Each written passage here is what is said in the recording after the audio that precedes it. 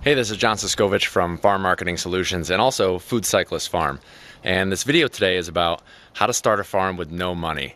And I know that sounds crazy, but I've had virtually no money getting this thing going, and I'm doing all right so far. But there's a few things you have to take into consideration whenever you see a farm success story or one that's hopefully in progress, which is mine. And that's everybody's story is different, everybody's situation is different. There's a few things can help you out along the way, but you know, all in all, there's no one key that's going to fit every lock. So some of the things, you know, being fully transparent with what I've been doing, I'm finding there's really two things that I've been doing that have helped me get the farm started without any grant money. Very, very little savings. A lot of the money that's going into the farm has been the money that I've gotten from my CSA members so far. I'm going to have a 50-person CSA. I'm about half sold out. So that money has been invested. And other than that, it's just been really being resourceful, thinking on your feet, and making something out of nothing. And that's a lot what this farm has been. So first piece of advice, find the cheapest land you can get. Right now I'm working with a farmer who has 400 acres plus at his disposal, and he gave me a little area to work on. I'm also raising chickens, so he does hay, so my chickens are going to run between his hay cuttings. So cutting out that piece of land, the money part of land helped out immensely. So that, one way to cut down on expenses. The two things that I mentioned earlier, which is how I found the land, which is how I've gotten this many CSA members. Don't half do things. If you're going to do it all the way, and pay down your debts. Whenever I have a debt that I can pay, I pay it down immediately, or I have a plan to pay it. If you have a lot of debt, starting a farm might not be the best move for you right now, and it's the harsh reality. It may be something that you want to do, but it's not something that necessarily you should do right now. But I've been very active on paying down my debt so that I can take the chance with the rest of my savings and start a farm. With the not half doing anything, that's the way I can say it and not swear on YouTube, is that, I have a farm website and it looks great. It has all my information up there. I'm very transparent. I take a lot of photographs. And it looks really professional. And even though as we walk around my farm in a minute, it doesn't look as professional as it's going to, my website puts up a really good front. And I myself, clean cut hair, clean cut beard. I do a little stubble thing, but I'm not dreadlocked. This is the dirtiest shirt I own, and I'm doing this video in it because it's the end of a farm day, and I want to show you that I'm actually farming, starting a farm and doing all right so far. And hopefully, you take my advice for what it is. So, walking around the farm real quick, starting a farm with no money. I found one of these old shipping containers on the cheap and filled it with waterproof food grade barrels that I'm storing 4,000 pounds of grain in right now. And didn't have to do too much work on that. I just had to roll it into place, sure up the roof. I found this tin that's over on the ground. This trailer is parked next to me. It has nothing to do with my farm, but it's one of the things when you find cheap farmland, you're gonna get these kind of eyesores. But I found this tin from a building that was taken apart. I put that tin on the roof here, as you can kind of see, and that shored up my roof. Walking around. My next container is the back of a box truck. You can see that side door, and this would be where the rear gate is. I've found these pavers for free, made a little viewing area, found these boards, and this is my chicken area. My chickens are all started in there. This is predator proof and sound, and cost me very little money. I store something, I had a little overflow on grain, so my grain is here. It's not the fanciest thing, but my website puts a really good face on it, and I show my customers or potential customers that I'm working really hard at what I'm doing. I'm sharing my story, and in telling that story and being transparent, I've really gotten great feedback, and people are supporting me as a kind of budding, starting farmer. So some of the other things I've done, designed these chicken tractors.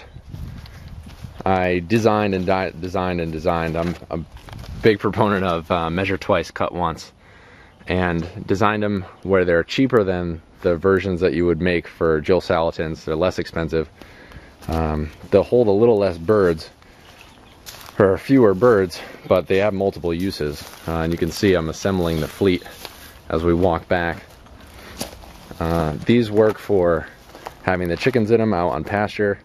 If the farm doesn't work out, I can sell them to other people for backyard chickens, if they want to use them for whatever. That you can see with the sides, so I'm not going to have brooder boxes in it, but if you wanted to put brooder boxes in it, it'd be really easy. So you can have egg laying hens, and you got a simple door latch here that opens the door, and you can walk in and do whatever you want. Now, one of the other possibilities with these, and you'll see my tiny versions right now as I walk over, you can put greenhouse plastic over the top of them and make them as little greenhouses and use them as season extension. And with the wheels on the back, and these wheels that just pop on the back, you can bring them anywhere. You know, if you start your seeds in the field in the fall and roll your greenhouse plastic over it, these are my small versions. You can use these as cold frames as well. So I tried to do as many uses. Always have like 3 backup plans for anything you do. These are my small versions. I found some greenhouse plastic on Craigslist. Some pressure treated 2x4s were in a pile. I pulled all the nails out. Just another reclaimed pile of trash. And I actually bought the EMT, which is electrical conduit. I could have done the whole thing out of wood, but that made it a little bit lighter. So that works for now. That's what I'm going to start my seeds in, because I can't buy a whole greenhouse. This area back here was all garbage. It was wood garbage, that's the last of it. And it was like a couple trees had fallen down and they were cut up and all piled. It was a pile like this big. We've cleared that out, graded it. I had some help on that, which was really good. But as you can see, I have a really small area. I'm not doing a lot, but I'm working my butt off. And if you want to start a farm and you have to do it on a budget, it's really hard to get grants. As a beginning farmer, maybe year 2, it'll be easier for me to get a grant. But year 1 on a budget, this is what I've had to do so far, and I'm making it look great. I'm really excited about what I'm doing. I can see the potential as I walk around. I mean, you might watch this video and be like, man, this guy works in this, you know, this trashy area, but there's a lot of potential here. And right in the back there is clean horse pasture. I'm right on the water. And when you're looking at a piece of land, I found this, that I always wanted to find that perfect piece of land that I could just insert myself onto, and that's not going to be the case if you're looking for farmland. You want to look for a diamond in the rough that has this big awful trailer on it, and some piles of stuff, and work your patootie off, get some volunteers in, get some people in, and make it happen. You just got to be resourceful. Craigslist has been a huge thing for me, and I would say the most beneficial tools have been Craigslist for me. I've gotten a lot of stuff off that. My barrels to store the grain, some old nursery supplies from a nursery that was closing was where I got my greenhouse plastic, and my website. My website does all my sales for me. So I've gotten a lot of CSA members that way, specifically because I'm new in an area and starting out. People have been needed to find me, and I had the farm website and registered on localharvest.org and Real Time Farms and Google Places, a couple other places, and people are finding me, and that's how I'm making sales. And when people come see the farm and the difference that I'm making, and they know that it's buggy here, they know that it was this diamond in the rough, and I'm hopefully shaping it into a diamond without $1 million. It's just innovation and a dream, and making it happen. So that's kind of it for this video. I hope it sheds some insight onto what people do. You know, I've been reading magazines lately. I've seen a few things where these farmers are starting out, and it's former hedge fund guys or really rich guys, and that's not a reality for the young farmer. People who have been working at six-figure incomes and have $1 million to spend. I feel like at the end of the day, when I look around here and I know what it used to be, this trailer is mine too. I got that off Craigslist. Yet another thing off Craigslist. But when I look around here and see what it used to be and what it is now and what I know it's going to become, because I know this is turning into a barn. That wood is not staying there forever. It's white oak. It's becoming a barn. And these I'm going to clean up even further than they are now. This is all going to be grass, and there's all going to be fields planted here and fields planted on the other side there. There's stuff that I've tilled.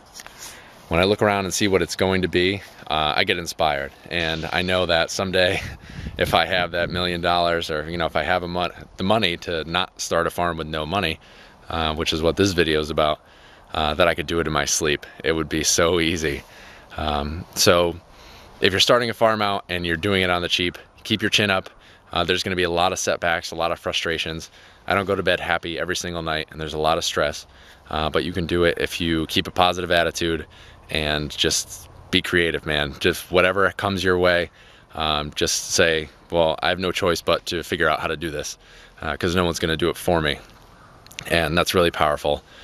So hope you enjoyed the video. I'll do more like this as the year develops, and hopefully everything works out.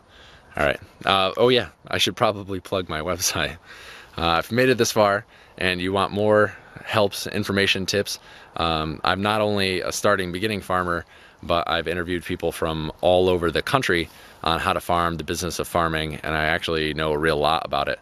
So visit me at farmmarketingsolutions.com. Thanks.